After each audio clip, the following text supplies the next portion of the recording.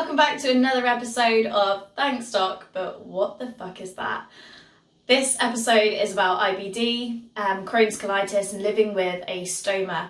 I really don't need to do a long introduction about this one because the guy that's going to be talking to you, Dan, is going to share his experiences, some advice, and the videos he sent across were really informative. So without further ado, here is Dan's account of living with IBD.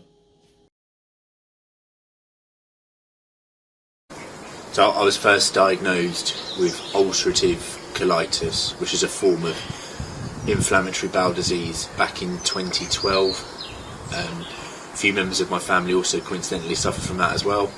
And then more recently I had surgery to fit a stoma in 2017 after quite a particularly bad flare that I wouldn't recover from, and here we are today.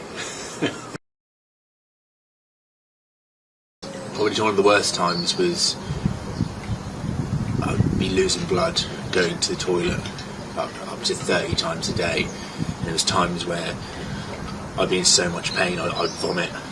I'd have fatigue, I couldn't do normal daily tasks, it'd be awful. But I mean, since I've had my surgery, things are better.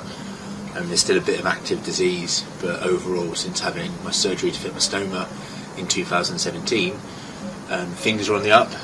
I'm back in the gym, so that's always good. The way I've adapted to day-to-day living since my surgery is it took a bit of trial and error. It took a long time to get used to. It's a long road to recovery from surgery, but the way I sort of operate now and keep a balance of a daily routine, partly is down to medication. So I use loperamide, or what most people know as Imodium. So I take between 10 and 12 tablets of them a day, mainly before food, to slow my output. If I don't do that, it can cause quite severe issues with hydration, especially where I'm going to work, going to the gym a lot. That's a really key part I need to control. Also as well, I need to make sure I manage my food.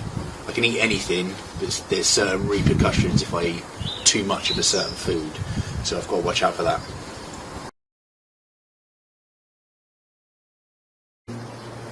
So the way I describe my condition to other people, I usually say I've got Crohn's disease. Well, technically I've got ulcerative colitis, but just more people have heard of Crohn's, so they understand. I try to avoid going down the IBD route, because people go, oh yeah, I've got IBS. It's a bit like, of course you do, yeah, you got the same thing, haven't you? Nope.